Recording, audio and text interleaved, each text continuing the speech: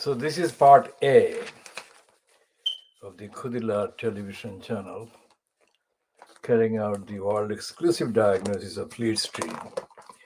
World exclusive diagnosis of Fleet Street.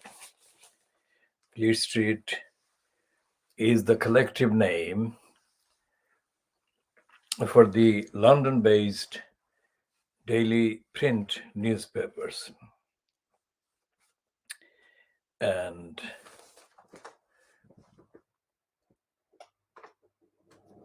in effect, by implication, it also refers to the mainstream broadcasting outlets called the BBC, Sky News, ITV, Channel 4, etc. Now this is page 35 of the Daily Mail of Wednesday, December 15th, that is yesterday. Today is Thursday, the 16th of December, but this one is on page 35 of the Fleet Street paper, the Daily Mail. And the headline says, "Why young BBC journalists fail to be impartial." And it's attributed to ex-news chief at the BBC, a man called Roger Mosey. Now, Mosey is being described on the Wikipedia entry about him as currently employed at the University of Cambridge. And the idea is that he is authoritative, he is respectable, and he has had a long career at the BBC. But Mosey himself is a liar, and Mosey is not fit to be cited as an authority or a source about partiality and impartiality. During the decades of my contacts with the BBC, arguments with the BBC news executives, I came across Roger Mosey. Those were the days of the fax communication, not internet communication, because the internet was not yet publicly in use or even known about. So the dozens of faxes that I sent to the BBC pointing out various kind of incidents, aspects of lies, misreporting, this took place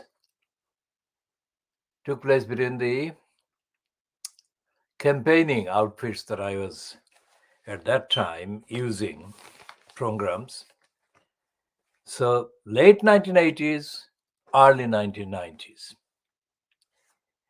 And the period politically was covered by John Major being incumbent in the post of Prime Minister. And those were the kind of years when, before the disclosures about John Major having had adulterous sexual relationships with Edwina Curry. So, and this item on the Daily Mail, Paul Revoix, who is the media editor of the Daily Mail, also refers to Nicholas Serota. Now, Serota is described as the Arts Council England chairman.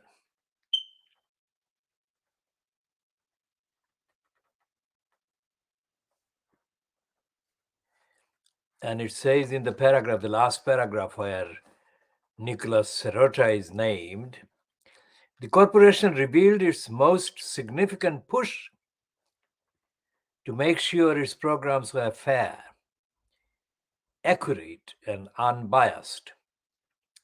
In October, in response to a review led by Arts Council England chairman Sir Nicholas Serota, the BBC said, quote, Roger, that is Mosey, was highlighting the importance of classic BBC values. And we shared that view, which is why we have a 10-point plan on impartiality, which includes training. Now, the BBC is a big organization in any sense. And in terms of the reach it has had across the globe in communicating a particular brand, particular kind of set of values. The BBC has had impacts far beyond the reaches of empire because it has been listened to mainly on the radio, mainly before the television became available. And so this is very important. That is central issue about impartiality. It's not just impartiality, it's also accuracy. So the BBC has been the vehicle of empire, imperialism, disguised as impartial world service. And on the evidence of the contents broadcast by the BBC, and it's mainly, as I said, until the internet, it has been mainly broadcast radio. So BBC has been the vehicle, the continuation of imperialism. However rough the imperialists themselves were in their kind of interventions and occupations and murderous arrivals and manipulations in the countries in Africa and Asia, the BBC has been kind of spared involvement, physical involvement, mostly. And the BBC World Service was part of the UK's government, foreign, what is now Foreign and Commonwealth or whatever the renamed version is. If the BBC were not partial, and if the BBC were telling the truth, and if the BBC were accurate, then all the wars and all the conflicts across the world that the BBC had been covering, most of them would not be there. The truth would have been told by the BBC, but the BBC has not told the truth. Same case currently, or in the last 30 years, let's say. The conflict in Iraq, created by the agenda that the BBC follows and BBC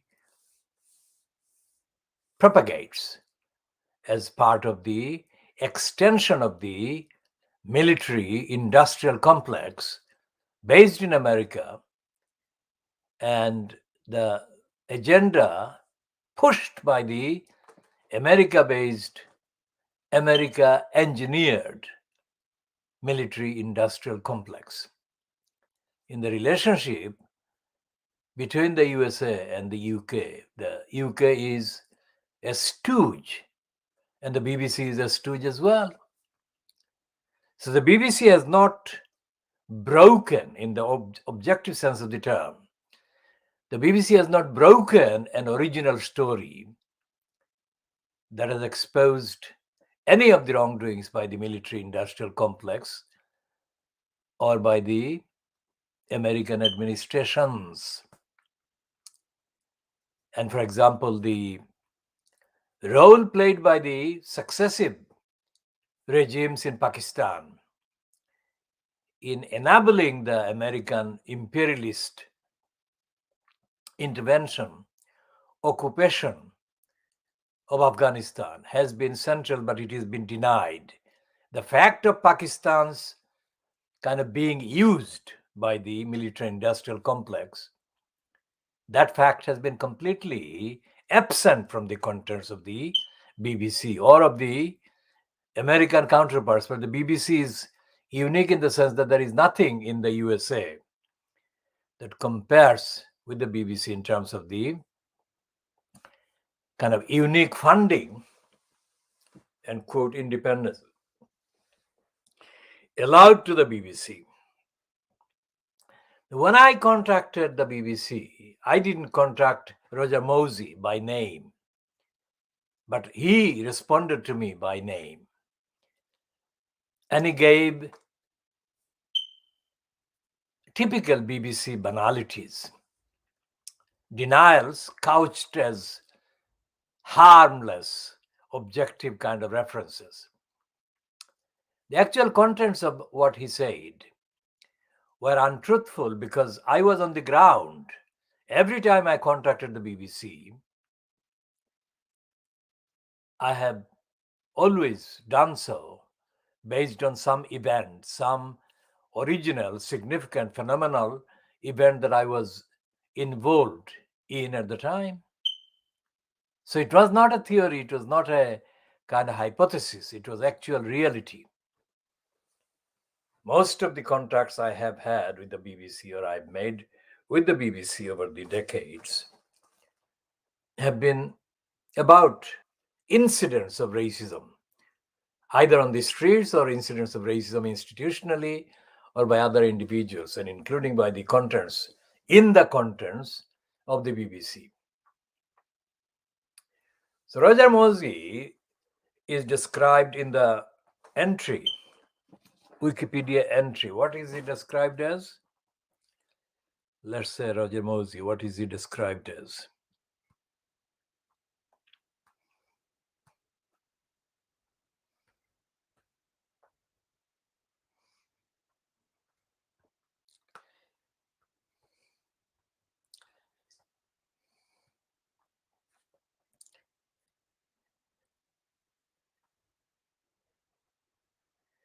So currently he's described as the master of Selwyn College in Cambridge.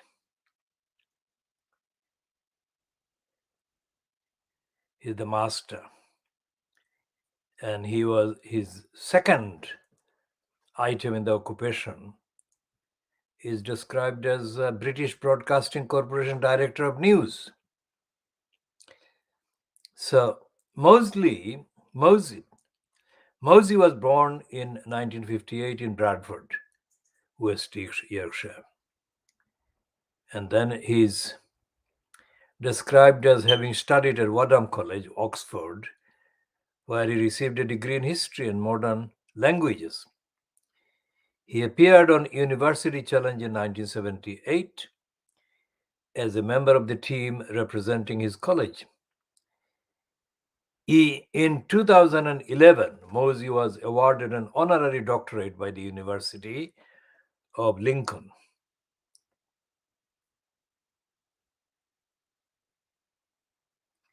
And is under the paragraph personal life, he's not described in terms of who he's married to or whether he's married to anyone.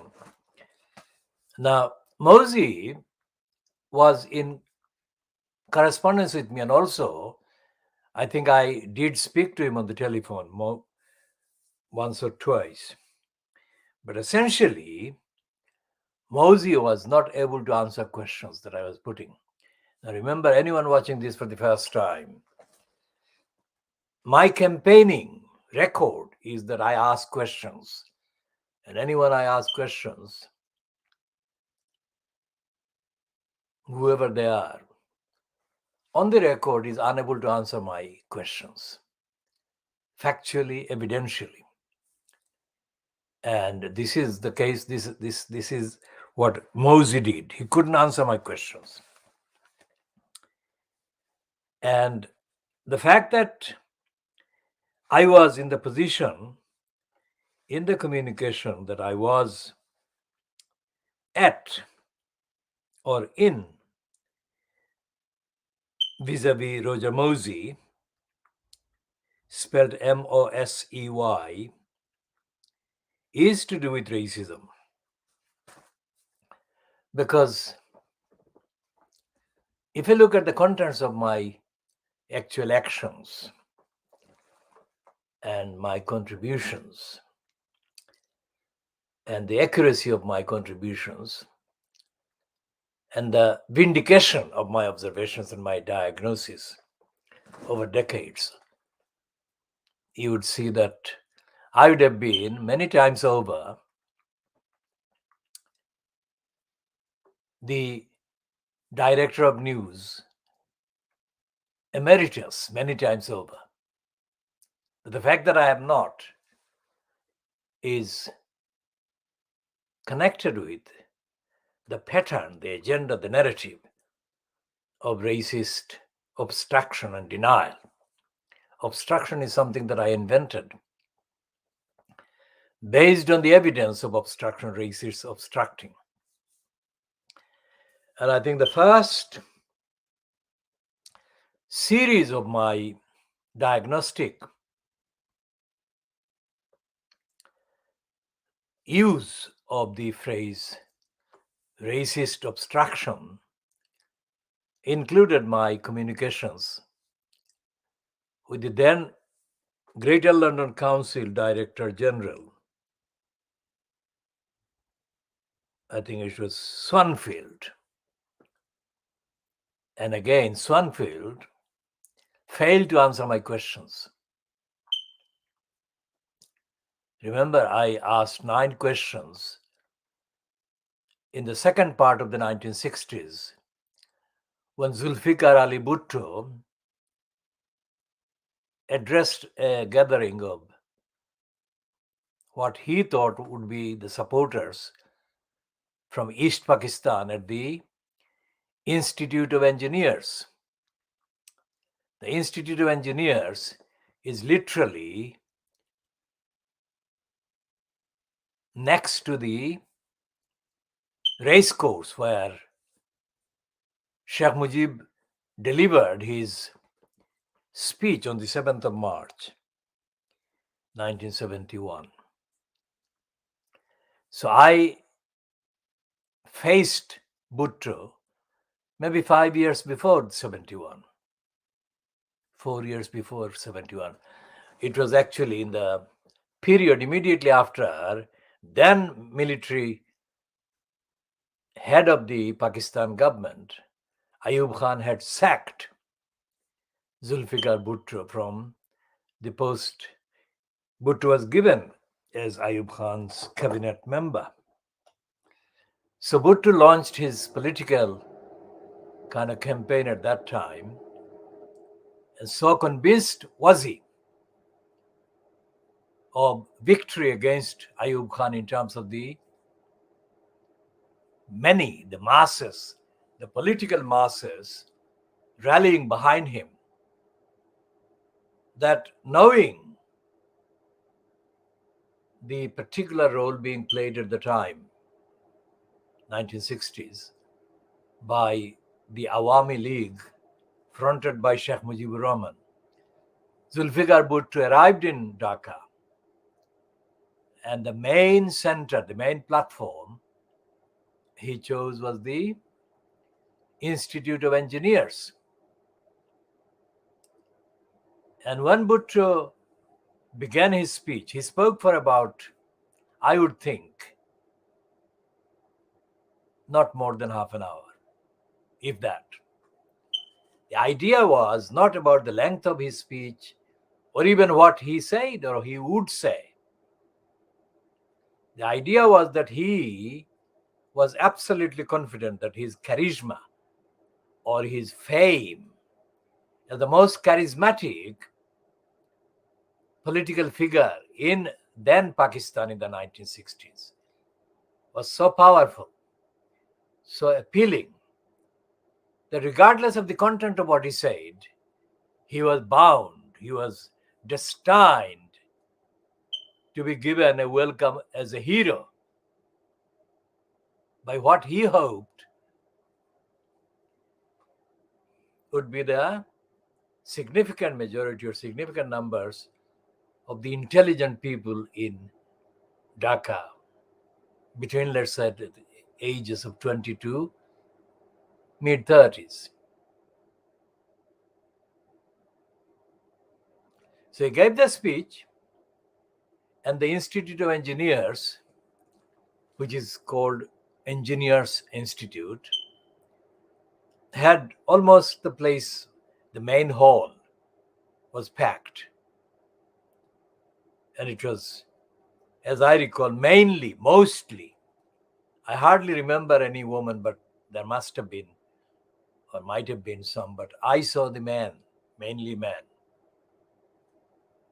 and all young people under your age of 40. So when Bhutto finished, remember who he was? He was enjoying in the mainstream media, which was not representative of the people, but it was representative of the small number of people who were political kind of activists.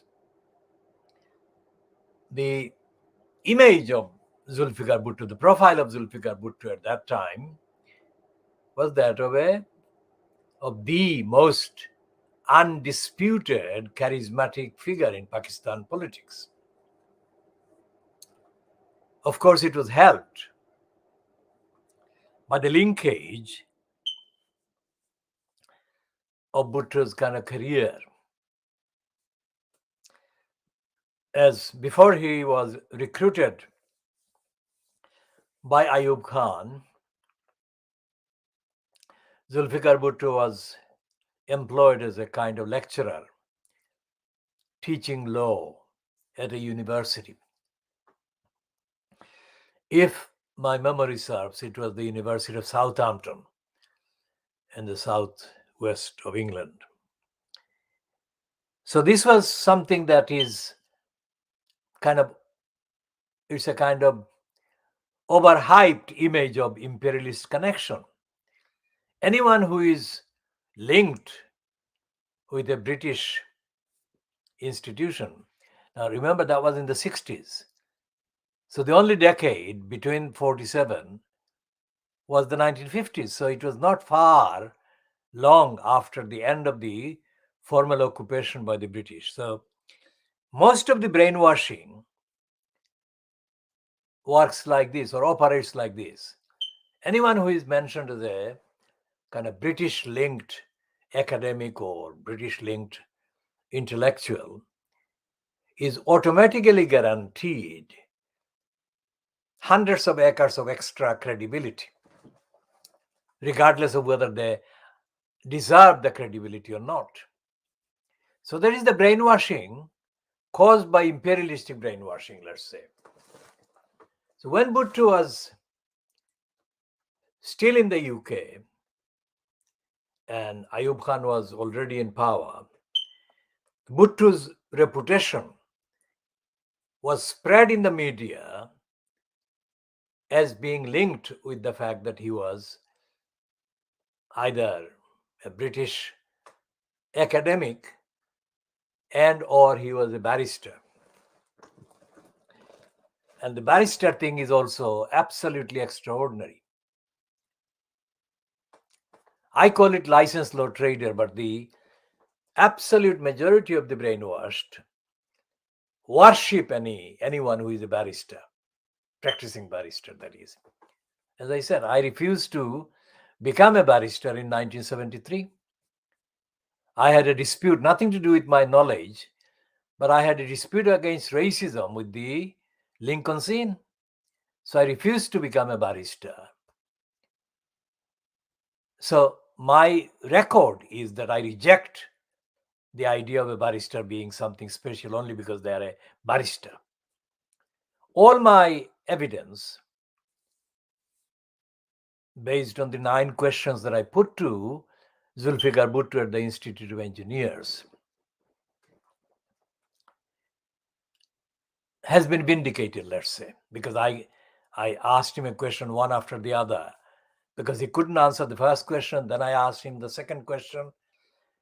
And eventually I asked him 9 questions, at which point he started looking like he was in tears. Whether he was in tears because of frustration or whether he was in tears because my questions so overcame him that he couldn't tackle it. Whatever it was, because I never spoke to him after that event because he stormed out of the Engineers Institute platform. And not long after that, he flew out of Dhaka and he went back to West Pakistan.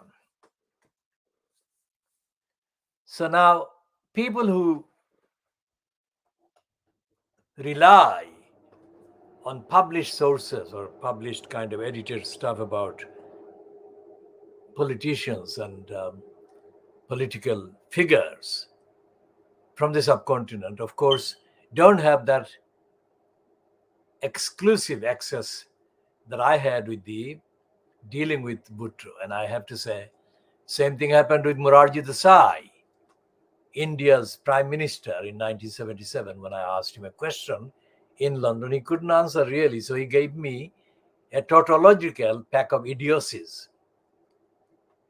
Same thing happened with James Callaghan, who gave me a racist, idiotic pack when I asked him questions. So the pattern is that I have record of asking questions which cannot be answered by the people I've been questioning.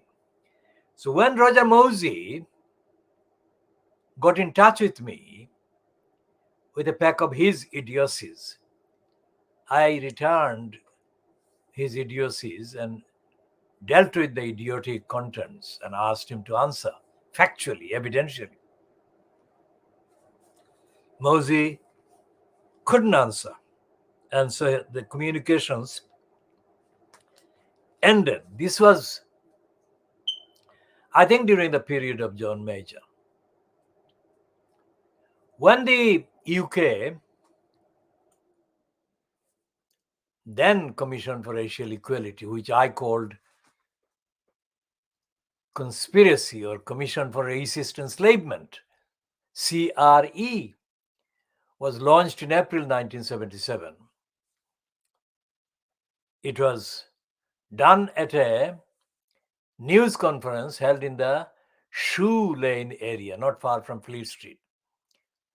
And it was fronted by David Lane, who had been appointed the first chairman of the CRE by the Callaghan administration.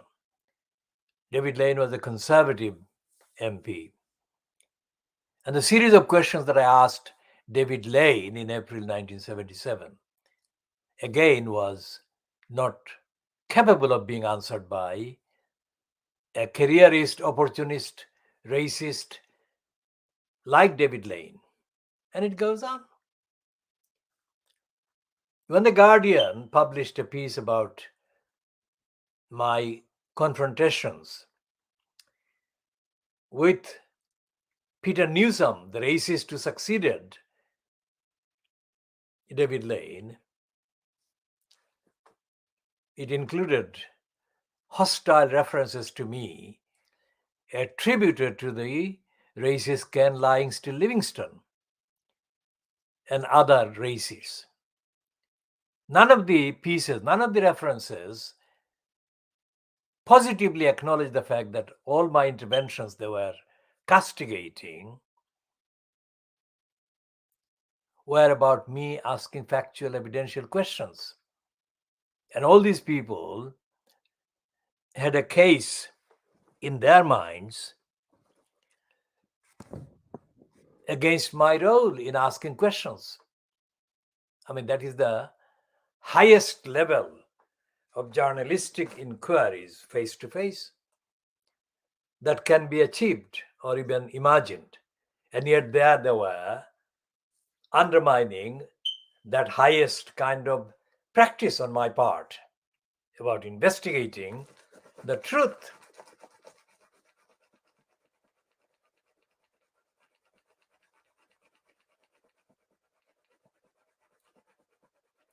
So Roger Mosey master of the Selwyn College in, in an academic sort of role at the University of Cambridge. He may be master of the Selwyn College, but he's not master of the ethics or morality, let alone the facts. And the reason why the BBC features frequently as being involved in cover up, in other kind of complaints, is to do with the fact that the BBC, contrary to what the Scottish-born Reith allegedly said about the BBC being the messenger of the truth, the BBC has never been a messenger or the messenger of the truth, although that is the claim. And the BBC's promoters say that the best part of 100 years, the BBC has been telling the truth or being impartial. Coming back to the UK's coverage by the BBC is not telling the truth. In fact, the condemnation of Laura Consbragg, even on the social media during Thursday, shows that the BBC is seen by those who actually want the BBC to tell the truth, want the BBC to be impartial, as an embarrassing organization in terms of its allowance,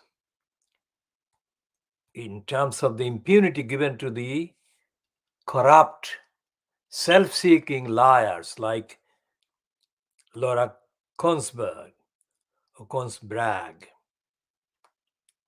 Somebody joked on Twitter during Thursday, has Laura Consberg published the result of postal voting in Shropshire North? That was actually about intended to expose Laura Consberg as a liar, for the Conservatives, because that's what she has been exposed as being.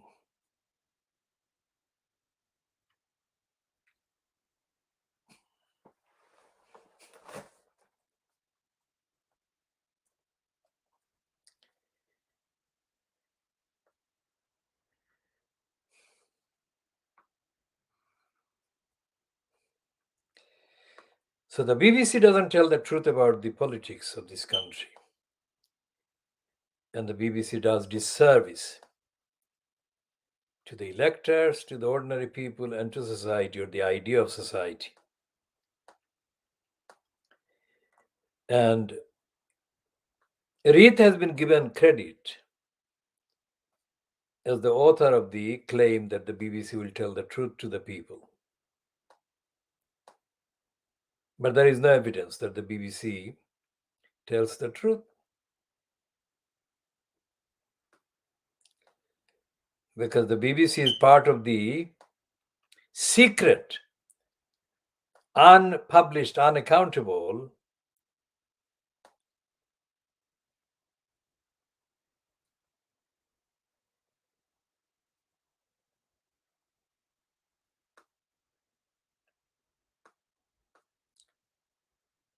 cabal. And the current regime at the BBC, with the appointment by the Johnson cabal of a number of Conservatives, including the holder of the post of chair or president or whatever, or director general, shows that the BBC is part of the stoogery.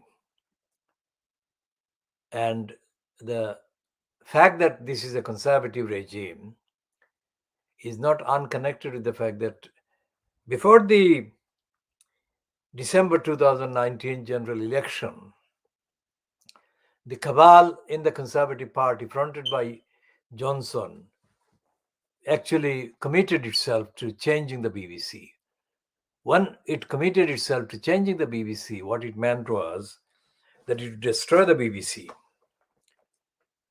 And the agenda to destroy the BBC as a structure is aided and abetted and fronted by the likes of Dirty Digger Rupert Murdoch. Murdoch is about to launch his new television channel featuring a complete racist criminal called Pierce Moron.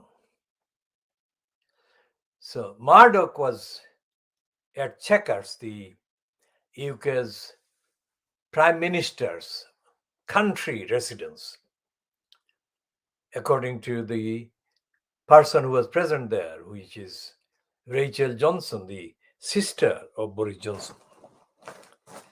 Rachel Johnson has made a public statement saying that during that visit to Chequers by Murdoch, Murdoch actually told Johnson to scrap the BBC. It is as simple as that. So the parliament doesn't matter. Members of parliament don't matter. Houses of parliament doesn't matter. And despite the fact that Rachel Johnson has actually published that statement or that account, none of the Fleet Street papers has taken up the issue. Now, what does it mean? It means that there is no atmosphere of accountability, objective accountability, as far as can be seen in the behavior, in the content and the role played by the Fleet Street papers. And this extends to the international treaties and obligations that the UK remains signed up to. Because it should not be dependent on the likes of Roger Mosey to determine whether the BBC is impartial or not. There should be international standard and criteria, an international mechanism for ensuring that every state, be that United Kingdom or the USA or Canada or any of the Western countries or any of the other countries in Asia and Africa, that every state, let's say which is a signatory to the United Nations, which is a member of the United Nations organization, actively allows the practice of objective, independent, unfettered journalism and investigation and public service for the citizens, so-called, in every country. But that's not being operated because there is no international mechanism to monitor the behavior of each of the signatory states.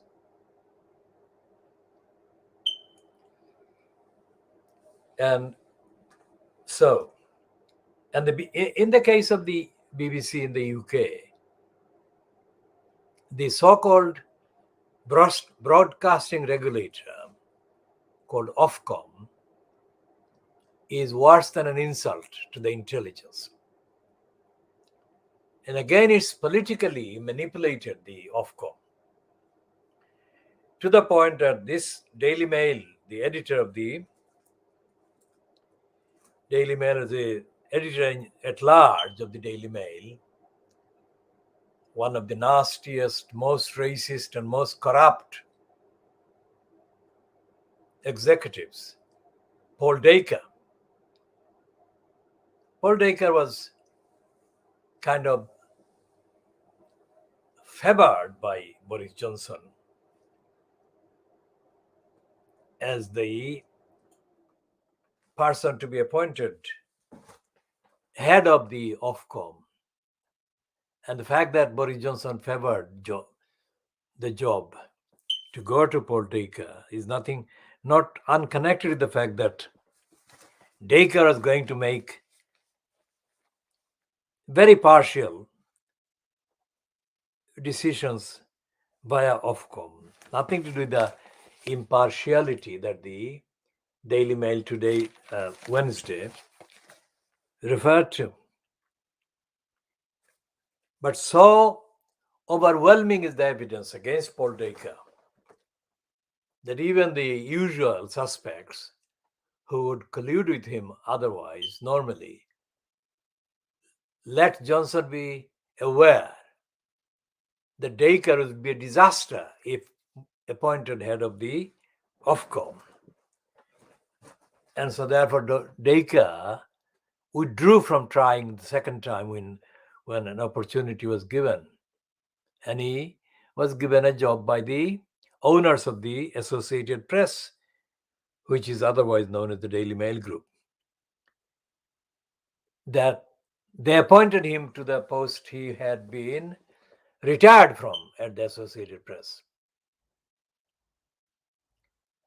So anyone outside of the UK listening to the BBC, thinking that Britain, the British media is free, that the British press is free, that the BBC is free, needs to know these facts, which is what we kind of provide as part of the world exclusive diagnosis. It's not just diagnosis, as I've been saying.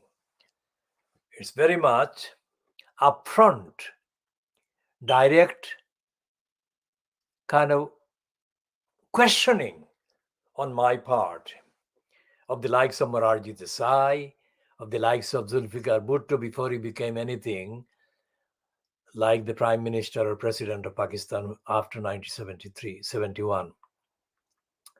And of course, Jim Callaghan. But I have been confronting intellectually, evidentially, ethically, morally, and originally so many criminals. Well, they are not known as criminals by other people on the record, but I call them criminals, like the likes of Ken Lying Still Livingstone. My encounters with Ken Lying Still Livingstone number about 300, if not more, because during several years, while he was the leader of the GLC, I was the sole questioner of the liar Livingstone over 4 or 5 years. And I asked him anything between 200 to 300 questions. Instead of answering the questions, every time I asked Ken Lying Still Livingstone a question, his response was to suspend the meeting. It became so unbearable for Ken Lying Still Livingstone, my questions, that he was moved to hire 5 very physically very burly, big individuals as security guards to stop my access to the county hall. Every time I would arrive to enter county hall, there would be this wall of very heavily built security personnel to stop me physically. So what Roger Moji did was a fraction of the behavior of the likes of Ken Lying Still Livingstone. And the reason I asked Ken Lying Still Livingstone the questions was in accordance with the international standard and criteria of due process, of rule of law, and of the right to reply or respond. Because I didn't want to make any assertion about him or his behavior. Everything Livingstone did in front of me was part of his lying behavior, his dishonesty, his corrupting the post of the leader of the GLC. So I didn't want to go away somewhere else and to say it where he wasn't present. So by asking the question in front of the other people he was trying to brainwash and mislead and impress, I wanted to give him the opportunity to deal with the questions that I was asking him. That is the highest level of integrity that anyone could achieve in seeking answers from the incumbent wrongdoer holding a position of power or decision making. Years later, well, decades later, when Trump was in the post of president of the USA, he didn't want to answer questions. He showed contempt to questioners by denouncing them, by condemning them by name and repeatedly. Now, the difference between Trump and Ken Livingston was that Livingston didn't have the kind of moral courage. Not that he didn't have the intention, he did have the intention, but he didn't have the moral courage to criticize, let alone condemn me in front of all the other people. I didn't know most of them. But because I asked questions constitutionally, procedurally, ethically, evidentially, morally, factually, contextually, correctly, Ken Livingston was not able to undermine what I had done by asking questions at each and every occasion. So this is the long historic context in denouncing today's Wednesday's Daily Mail piece about which relies on Roger Mosey and Nicholas Serota. Now, Nicholas Serota was in Whitechapel Art Gallery for a few years. And the reason I refer to Nicholas Serota being stationed at the Whitechapel Art Gallery before he was appointed a series of kind of elevated posts is because the corrupt couriers typified by Nicholas Serota always make a use of the East End of London, Whitechapel Art Gallery in East London, by claiming that they know about discrimination, they know about the deprivation and all the rest of it. Now, anyone who hasn't lived in the UK and who hasn't got any direct experience of the role played by the Whitechapel Art Gallery itself needs to know, and I'm telling you, that Whitechapel Art Gallery is not for the people, not for the many. Whitechapel Art Gallery is based in Tower Hamlets, based in the East End of London, but it doesn't serve the people of the East End of London. It doesn't serve the people of Tower Hamlets. And it most certainly doesn't serve the people that are collectively, anonymously referred to as the deprived Bara population. None of the contents, none of the agenda, none of the artifices, none of the things that are displayed or exhibited via the Whitechapel Art Galleries to do with the lives of the people in the East End of London. Never has been. Not far from the Whitechapel Art Gallery, only maybe 100 or 200 years, if you walk around the street, is 28 Commercial Street, which is the road address for the Toynbee Hall. Same thing. The Toynbee Hall was not named after somebody from the East End of London. It was named from somebody from outside, and the name was inflicted. The name was inflicted on the East End of London, and the infliction was connected with the fact that that would be used or abused to exploit the plight of the people of East London, to elevate the image of somebody else, who would be elevated by their being described as having served in the deprived area, even though no individual person in the East End of London, in the ordinary population, over the decades, can be cited to have benefited personally in asserting their rights and humanity against the local council or the local decision makers who have violated them. But that is the what is called stock use of or abuse of Toynbee Hall, or the stock use and abuse of the Whitechapel Art Gallery. Not far from the Commercial Street is Bethnal Green Road, in the middle of which is the Oxford House. Now imagine the name Oxford. It's nothing to do with the local borough, the deprived. It's the name of the University of Oxford. That is the same agenda. Oxford.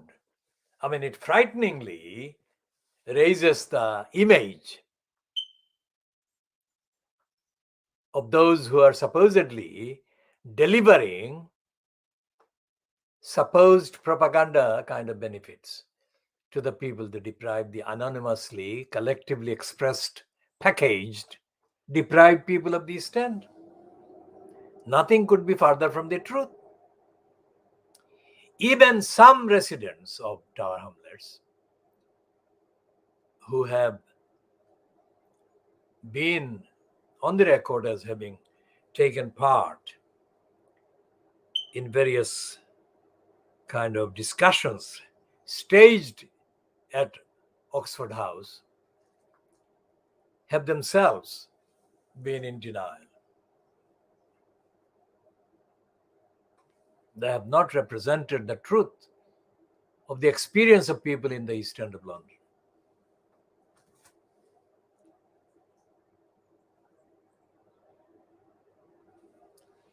And so it goes on. So I come back to Roger Mosey, and I then update on the behavior of a number of Asian origin and African origin employees or agents of the BBC at the time. When I did the campaign against the racist attack that took place in September 1992, September 1993, in the Commercial Road, not far from the Commercial Street where Toynbee Hall is, but Commercial Road is a longer one. And Commercial Road, the incident that took place in September 1993 took place not far from the Watney Market, or Watney Street Market, Watney, which is off the Commercial Road. And a group of racists nearly murdered a teenager at that time. And it happened on a Wednesday in September 1993. And this was one of the occasions that I got in touch with the BBC. And on the telephone, I spent the whole night on the telephone to the BBC, giving them the information about the racist attack that had taken place, giving them the details in terms of the name of the target of the attack and other circumstances. So I would have spent about 6 hours non-stop all night talking to the BBC. It is not too short of the day that David Pennick, licensed law trader, also known as a QC, spent for the Manchester City Football Club, which hired him at the rate of £20,000 per day. So let's say I spent the equivalent of £15,000 worth of time in that measurement when I spoke to the BBC. But if antisocial hours are included, then my contribution would have been many times over what David Pennick was claiming and was paid. And yet I didn't claim anything and I wasn't paid anything. But the contribution was worth uncountable amounts. If the equivalent of what I did was done by a professional, that is to say, somebody employed in a professional capacity, not in terms of the contents or the quality of their contribution. Why am I saying this? Because as a result of my work, the BBC started broadcasting the news about the racist attack, starting at 6 a.m. the following morning. And despite the fact that the socialist wonkers, also known as SWP, despite the fact that the wonkers claim to be socialist, that is to say, the wonkers claim that they don't follow the example of the capitalist media or whatever, those wonkers got agitated beyond description when they heard that the BBC was leading the morning story with me on the radio and on television. The wonkers could not hide their excitement to stop it, to hijack it.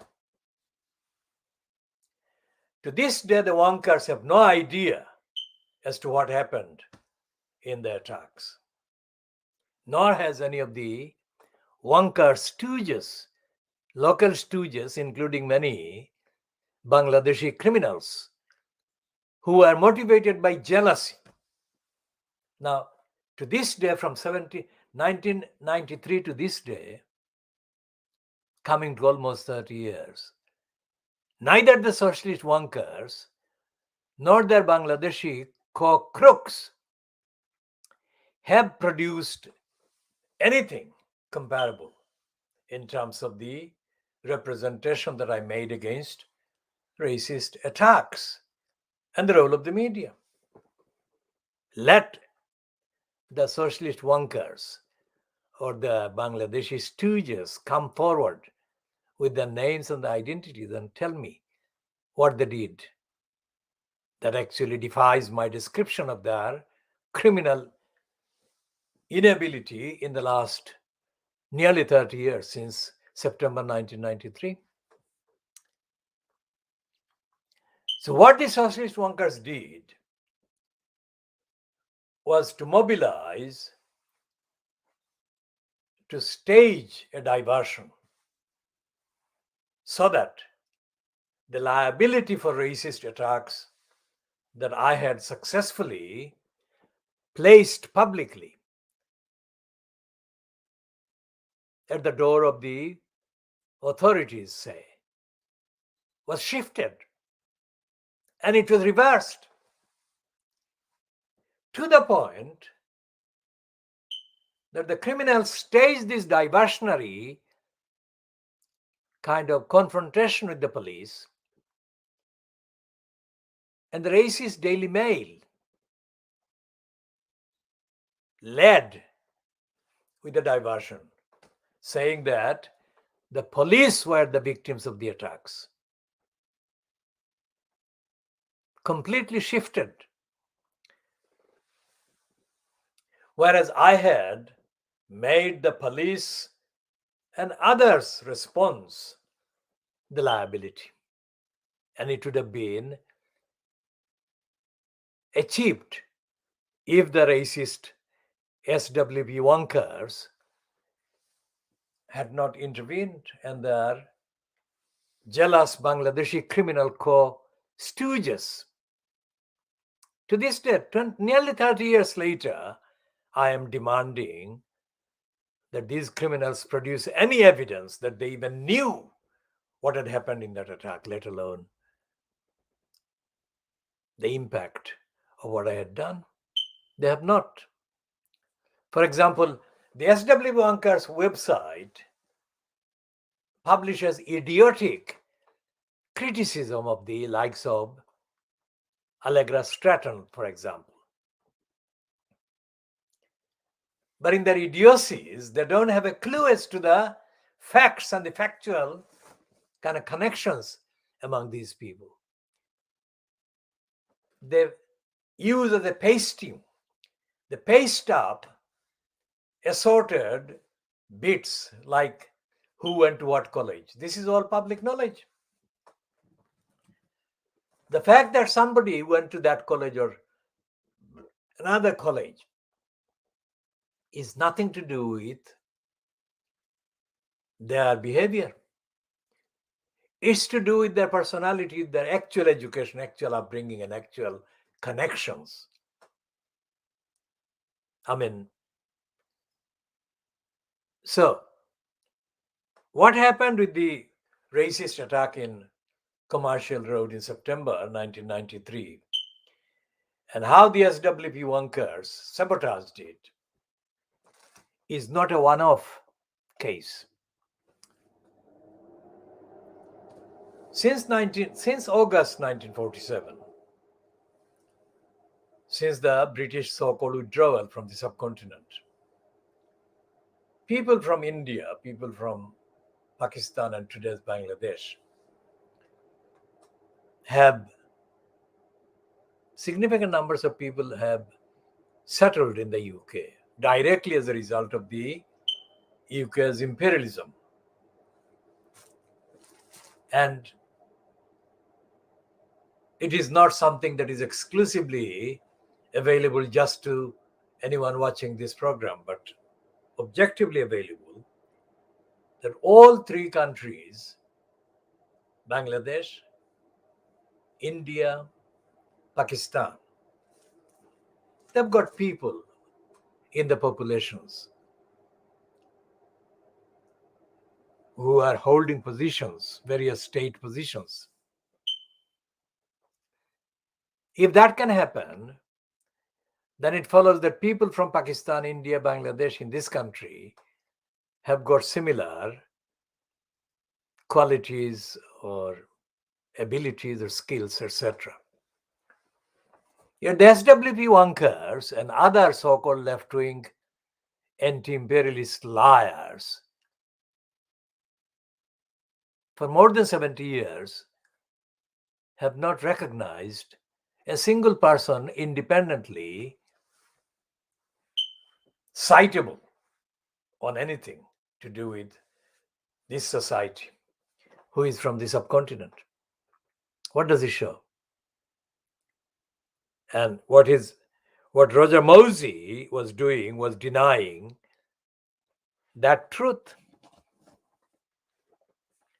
Mosey was not in a position in the 1990s, nor is he now, nor has he been at any point between 1990s and now, to know even as much or a fraction of what I know about the country. Think about that. And this extrapolates across very many other topics and disciplines and subjects.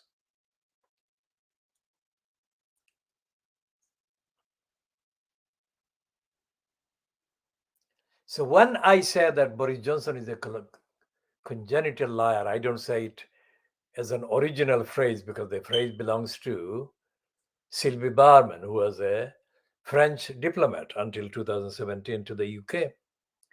So that is her phrase. But the rest is original because I have been calling Boris Johnson a liar for many years, based on the evidence, not because I have a particular agenda against him. No way. But for the sake of society, just like his brother, Joe Johnson said, for the sake of the country, Joe Johnson quitting the government fronted by Boris Johnson.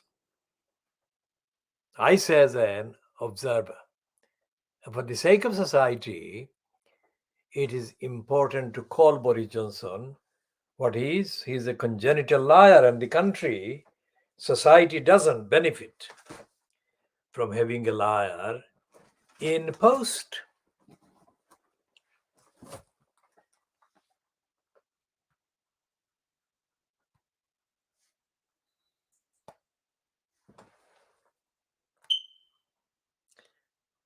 Let's see if there is any kind of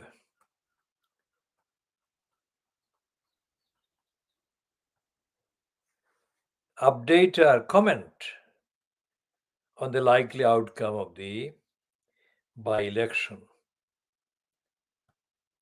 that took place during Thursday at Shropshire North. There is not, because they're saying the 9 minutes ago, it's a website called Brinkwire.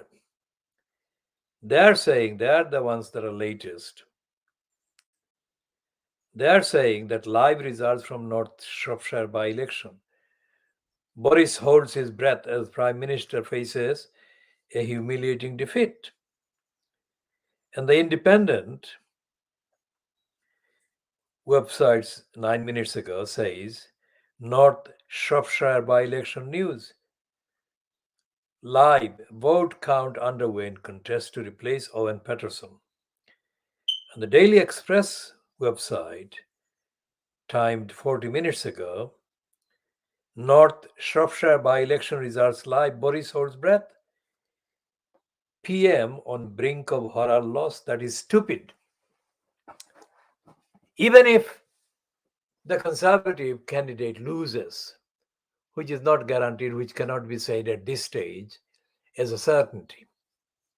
But even if they lose to the Lib Dems, that is not by any means describable as horror, as the Beaverbrook legacy of criminal lying, the Daily Express website, has branded it.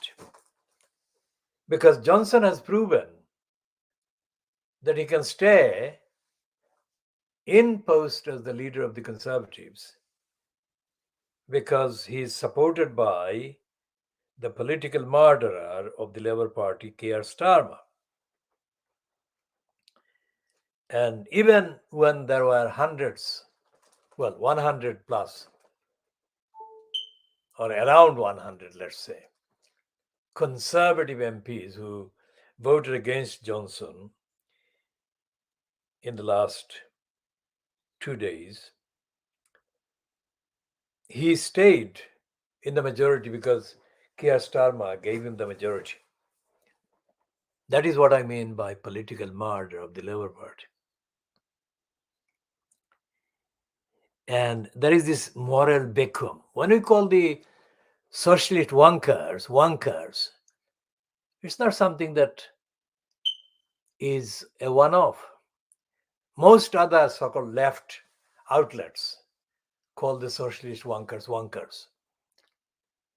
And I believe that the SWP is a part of the state operation in this country because they appear from nowhere with factory-made banners and they hijack the visual photographs.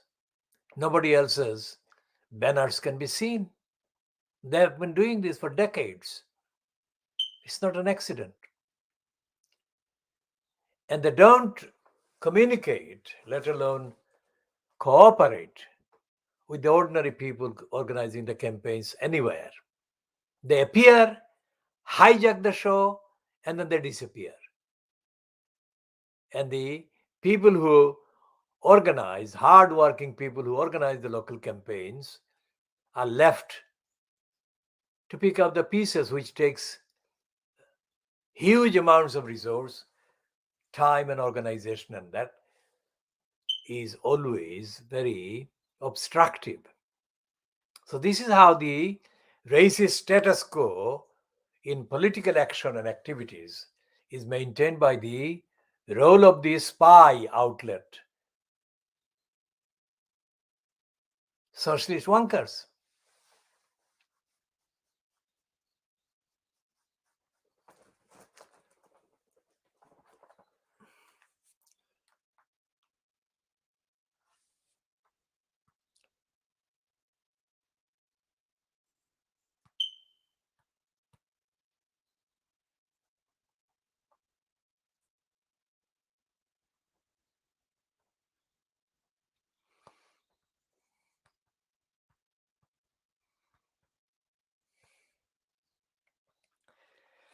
So what is the local paper Shropshire Star saying?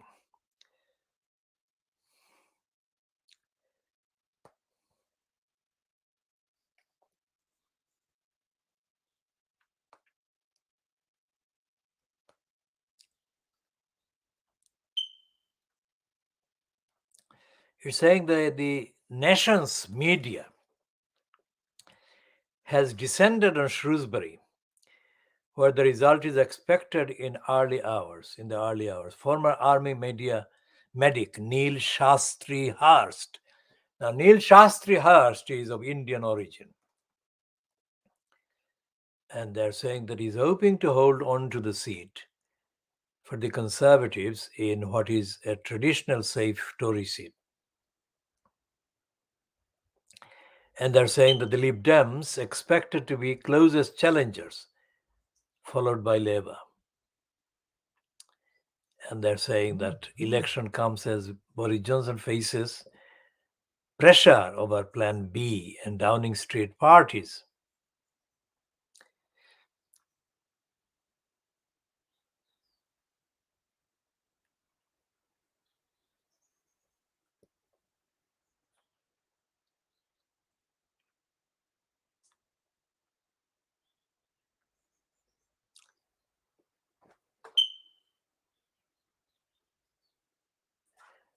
Now, too many of the conservatives in the House of Commons are exposed routinely as having lobbied for jobs or contracts with Saudi Arabia or Saudi-linked outfits, operations. Now, Saudi is the same kind of name, Saudi Arabia, that had the kind of woman who was executed, and the media kind of pretended to be concerned about that. But the media, including the Daily Mail and others, have fallen in line. Whoever controls the Saudi purse and the Saudi kind of politics is given impunity from accountability by the West. It doesn't matter to them. It only matters to them if a tiniest fraction of the violence done by the Saudi regime is done by Afghans or Iraqis. So on the ethics platform, the world ethics platform, objective ethics platform, the media is, and including the media, which means including the BBC, the media is engaged in criminality, criminal violation and denial of universal rights of the victims of the dictatorship and the fascist regimes in the Middle East that are allowed trade with the USA, the UK, Canada, Western Europe.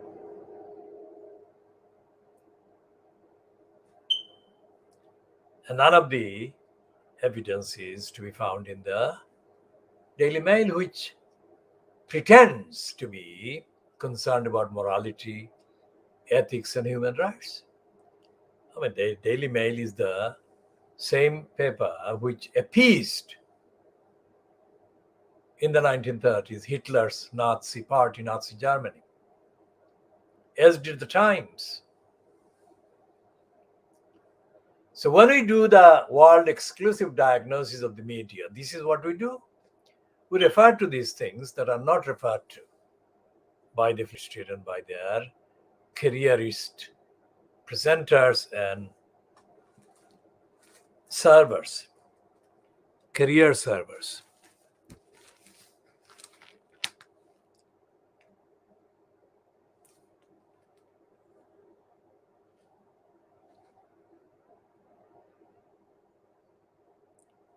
And the financial crimes yesterday, well, Wednesday, 15th of December, this is already, I think, this is Friday, so it's not yesterday. Wednesday was day before yesterday.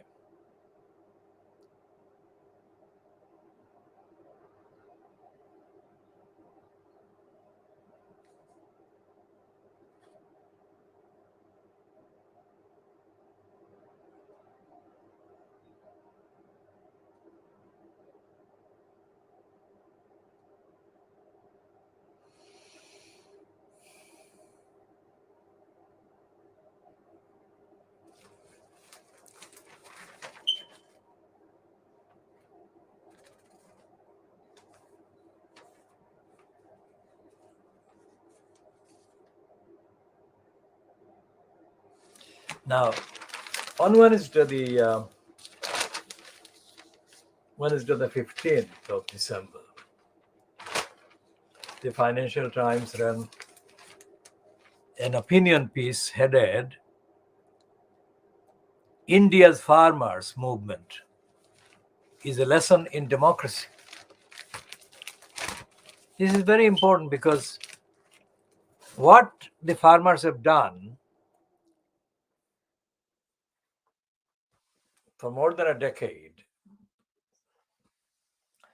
since the fascist political wing, the BJP, took over control, they brought the BJP government to a point of defeat. The farmers' actions against Narendra Modi forced him to stage the retreat and to withdraw the various measures that were aimed at undermining the agricultural sector.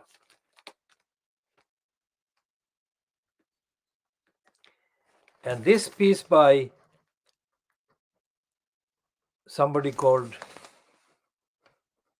Mukulika, it's a probably woman who is described as the author of Cultivating Democracy, Politics and Citizenship in Agrarian India, to do with the agricultural sector of the economy. So the first paragraph of Mukulika Banerjee, she is probably from West Bengal, Banerjee. Narendra Modi was at US President Joe Biden's Democracy Summit last week, emphasizing the need for countries to deliver on the values enshrined in their constitutions.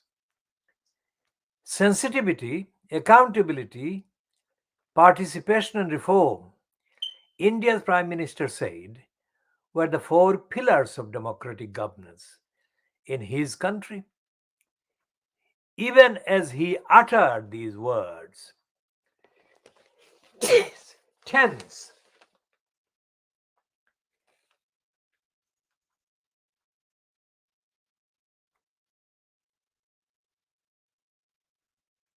tens of thousands of farmers were camped at Delhi's borders, awaiting the repeal of three agricultural laws Modi's government had pushed through Parliament last year without scrutiny. The government said the measures would improve rural incomes. But farmers feared they would open the door to crony capitalists and damage their livelihoods. Farmers pointed out that the Modi government did not understand how agriculture worked and had forced the laws on them. Over 379 days, farmers had to face down the government's authoritarian attempts to block their free movement and intimidate them, while bought factories attempted to discredit them online as separatists and anti-nationals. So that's what Modi did. He painted the protesting farmers, mainly from Haryana and Punjab, as being enemies of India. It's a complete pack of lies. These are ordinary agricultural people who are protesting for their livelihoods and for their rights and for their families and their individual rights as well. So Modi behaves as a fascist, which is what the BJP regime is about. Now, this woman, Mukulika Banerjee, says in the last paragraph, farmers and peasants aren't usually considered agents of change. Karl Marx likened them to a sack of potatoes that are together but apart, to indicate their unsuitability for collective action.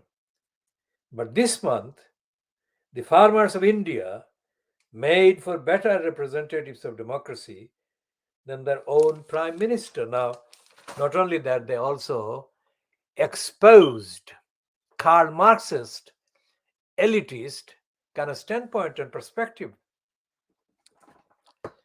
which takes us back to the socialist wonkers failing to recognize intellectuals from Africa and Asia, or intellectuals from the population that have the background, African background, Asian backgrounds. Let's see what the FT says here.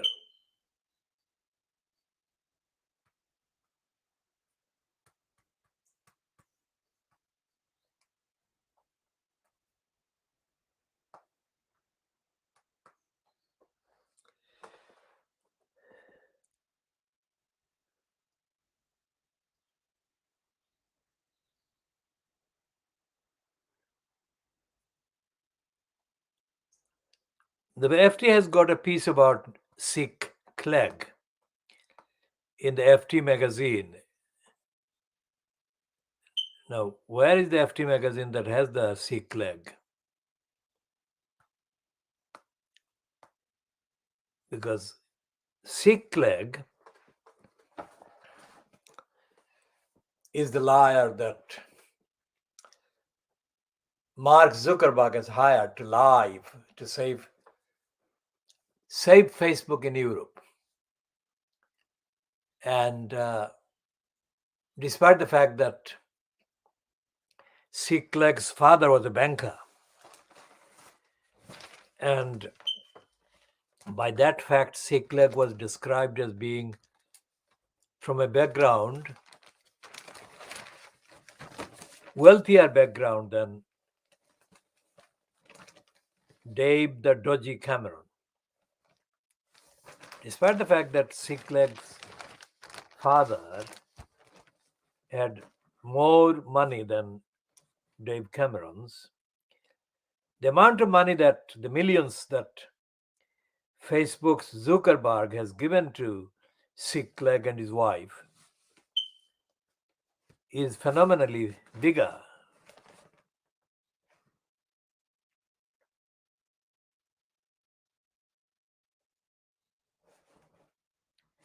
And the FT, in the opinion, piece. There is a piece on Wednesday. Global markets are delivering the goods, and it's in praise of capitalism.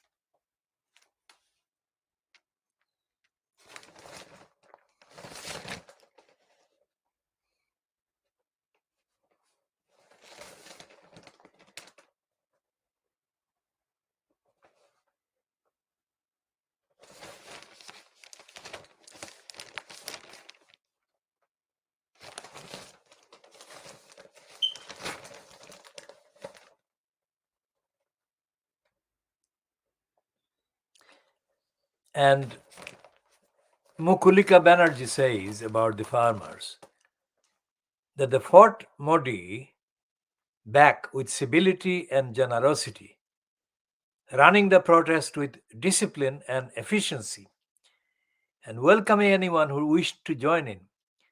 They took turns to return home to work, the land, and help extended families, while women in the villages took greater charge of farming. This high stakes strategy forced a public discussion on the merits of the laws and whether they were the right instrument to bring in the admittedly much needed reform in agriculture. Regardless of where one stood on the issue, the occupation generated the sort of detailed public deliberations that in a properly functioning democracy should have preceded the drafting of the laws.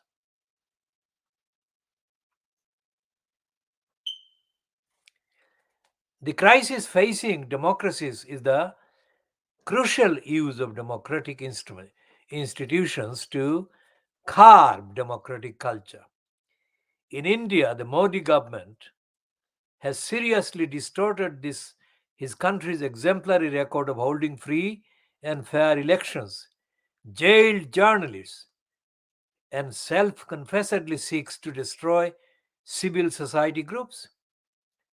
Opinions are deliberately polarized, echo chambers are fostered, and dissent punished.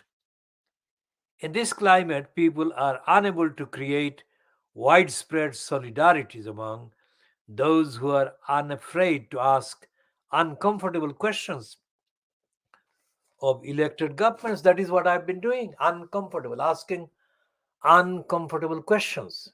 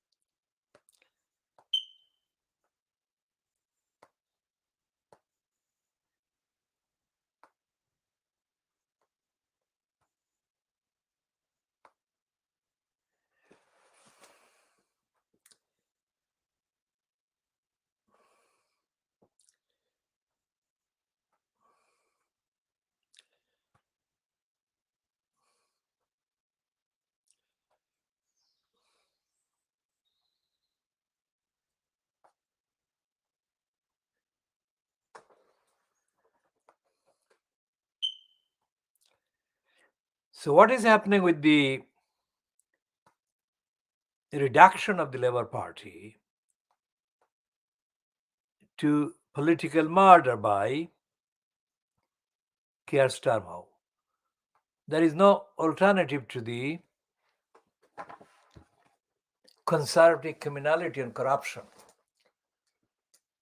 Like Nick Clegg, corrupted the political opposition to the point of complete prostitution when he acted as the prostitute for the corrupt, condemned collusion. It was Haque Clegg who aided and abetted the annihilation of the legitimacy of democratic opposition. And he guaranteed that the conservatives would be in place for more than 11 years now. And for those 11 years, the Labour Party has been retreating away from its duties. Even when the wrongly installed Jeremy Corbyn, wrongly praised as a socialist, was installed. Because Corbyn lacks the intellect, Corbyn failed to the point where a completely criminal, dishonest David Cameron mocked him and laughed at him in the House of Commons. Corbyn didn't answer. Now, it wasn't up to Corbyn only to answer what Cameron was doing. No other Labour Party MP or politician, most certainly not any so-called commentator in the corrupt Fleet Street, took up the challenge, the duty, the obligation to demand the sacking of the criminal David Cameron. So if Corbyn was bad,